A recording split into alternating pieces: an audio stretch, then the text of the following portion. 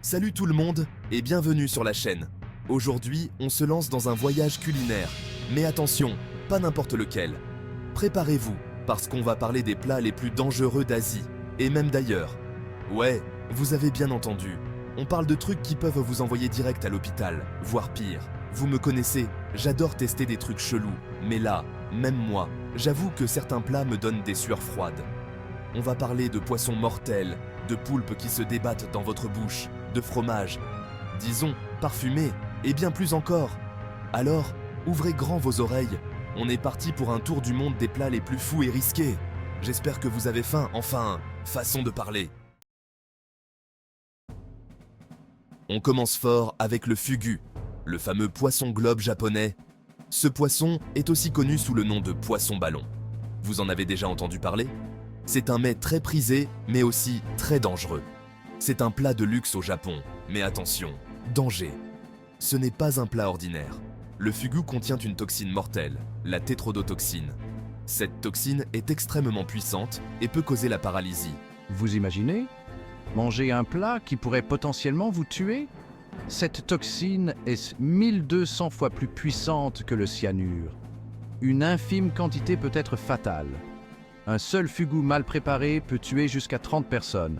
C'est pourquoi la préparation est cruciale. C'est pas du gâteau. Les chefs doivent être extrêmement prudents. Alors, comment font les gens pour manger ça sans y rester ? La réponse réside dans la formation rigoureuse des chefs. Eh bien, seuls des chefs cuisiniers super qualifiés, ayant suivi une formation spéciale pendant des années, sont autorisés à préparer le fugu. Ils doivent passer des examens stricts. Ils doivent retirer les organes contenant la toxine avec une précision d'horloger. Une seule erreur peut être fatale. Et même après ça, il y a toujours un risque. Les chefs doivent rester concentrés à chaque étape. Apparemment, le goût du fugu est très subtil, un peu comme du poisson blanc. Certains disent que c'est une expérience unique. Mais bon, entre nous, est-ce que ça vaut vraiment le coup de risquer sa vie pour un petit goût de poisson ? Pas sûr. C'est une question de perspective et de goût personnel. On file en Corée du Sud maintenant, avec un plat qui va vous faire grimacer, le sanakji. Ce plat est une véritable expérience culinaire. Mais attention, il n'est pas pour les âmes sensibles. Accrochez-vous bien, on parle de poulpe, vivant. Oui, vous avez bien entendu, ce n'est pas une blague. Ouais, vous avez bien entendu. On mange les tentacules du poulpe alors qu'il est encore en train de gigoter dans l'assiette. Burk. C'est vraiment quelque chose à voir, mais peut-être pas à goûter pour tout le monde. Le truc, c'est que les ventouses du poulpe sont toujours actives, même quand il est coupé en morceaux. Ces ventouses peuvent être assez puissantes et tenaces. Du coup, imaginez un peu, ça s'accroche à votre langue, à votre palais, à votre gorge. Une sensation vraiment unique et peut-être un peu effrayante pour certains. C'est un peu comme manger un alien qui se bat pour survivre dans votre bouche. Une expérience vraiment hors du commun. Et le pire, c'est que chaque année, il y a des accidents avec le sanakji. Les gens doivent être très prudents en mangeant ce plat. Des gens qui s'étouffent parce que les tentacules bloquent leur voie respiratoire. C'est un risque réel et sérieux. Franchement, moi, je préfère encore manger des nouilles instantanées, c'est moins risqué. Et beaucoup plus simple à préparer et à déguster. Bon, après le Japon et la Corée, on traverse la planète pour aller en Italie. Un pays connu pour sa cuisine délicieuse et variée, mais aussi pour quelques spécialités qui sortent de l'ordinaire. Et oui, l'Europe aussi a ses plats bizarres. Des plats qui peuvent en surprendre même les plus aventureux des gourmets. Prenez le casu-marzu par exemple. Ce fromage est une véritable curiosité culinaire. C'est un fromage de Sardaigne, avec une particularité qui le rend unique au monde. Disons qu'il est un peu habité. Oui, vous avez bien entendu, habité par des larves. Vous voyez où je veux en venir ? Ce n'est pas un fromage comme les autres. En gros, on laisse des mouches pondre leurs œufs dans le fromage. Les œufs éclosent et les larves commencent leur festin. Les larves se développent en bouffant le fromage et ça lui donne une texture crémeuse, très particulière. Et un petit goût de vomi, paraît-il. Ce n'est pas pour les âmes sensibles, c'est sûr. Le truc vraiment dégueu, c'est que les larves peuvent sauter jusqu'à 15 cm. Imaginez la scène. Du coup, quand vous mangez le casu-marzu, il faut faire gaffe à ne pas se les prendre dans l'œil. Une expérience culinaire vraiment unique. Ah, et j'oubliais, le casu-marzu est interdit dans l'Union européenne pour des raisons d'hygiène. Les normes sanitaires sont strictes. Mais bon, apparemment, ça n'empêche pas les sardes d'en manger en cachette. Ils perpétuent cette tradition malgré les interdictions. On quitte l'Italie ensoleillée pour les terres glacées de l'Islande. Et là-bas, on trouve un plat spécial. Son nom, le hakarl. Alors, le hakarl, c'est du requin. Jusque-là, rien de bien méchant. Sauf que ce requin, il est fermenté. Et quand je dis fermenté, c'est fermenté. On enterre le requin pendant des mois, le temps qu'il mature. Le résultat ? Une odeur tellement forte qu'on dit qu'elle peut faire vomir un ours polaire. Apparemment, le goût est encore pire que l'odeur. Imaginez un mélange d'ammoniac, de fromage moisi et de poisson pourri. Miam! Bon, je vous rassure, le hakarl n'est pas vraiment dangereux pour la santé. Enfin, à part pour vos narines. C'est plus un défi qu'un vrai plat, un truc à manger pour épater la galerie. On retourne en Asie du Sud-Est avec un fruit qui divise, le durian. Certains l'adorent, d'autres le détestent. Pourquoi? À cause de son odeur, bien sûr. Le durian, c'est un peu la roulette russe des fruits. Vous pouvez tomber sur un qui sent bon le caramel et la vanille, ou sur un qui pue la chaussette sale et les égouts. Le truc marrant, c'est que dans certains pays d'Asie du Sud-Est, il est interdit de manger du durian dans les lieux publics, les transports en commun, les hôtels. Imaginez un peu l'odeur. Bon, à part son odeur, le durian est inoffensif. Il était même très nutritif et riche en vitamines. Mais bon, franchement, est-ce que ça vaut le coup de se taper une haleine de poubelle pour manger un fruit?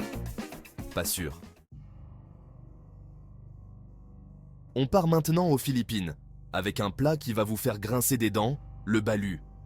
Alors, le balut, c'est un œuf de canard, mais pas n'importe lequel. C'est un œuf fécondé, qu'on laisse incuber pendant 18 jours. À l'intérieur, l'embryon de canard est déjà formé, avec des plumes, des os. On mange le balut directement dans la coquille après l'avoir fait bouillir.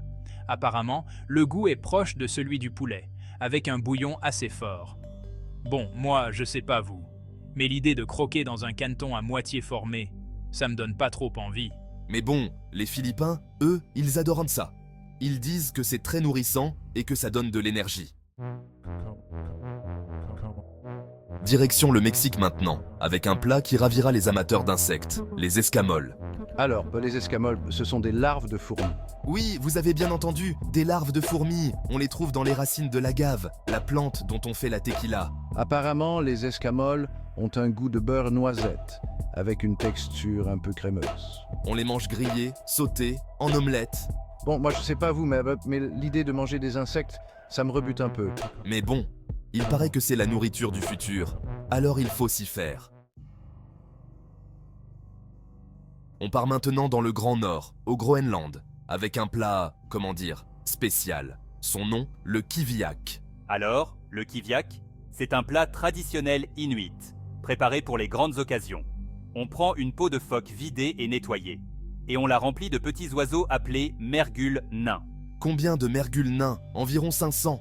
On referme ensuite la peau de phoque hermétiquement et on la laisse fermenter sous un rocher pendant des mois. Le résultat? Une pâte visqueuse et odorante dans laquelle les oiseaux se sont décomposés. On mange ensuite cette pâte crue avec les os des oiseaux. Bon, je sais pas vous, mais moi, j'ai déjà du mal avec le fromage qui pue, alors le kiviak. On reste dans les pays scandinaves, avec un plat norvégien qui ne plaira pas à tout le monde. Le lutefisk. Alors, le lutefisk, c'est du poisson blanc séché, généralement de la morue ou du lieu noir. Jusque-là, rien de bien méchant. Sauf que pour le préparer, on le fait tremper dans de la soude caustique pendant plusieurs jours. Oui, vous avez bien entendu, de la soude caustique. Le résultat?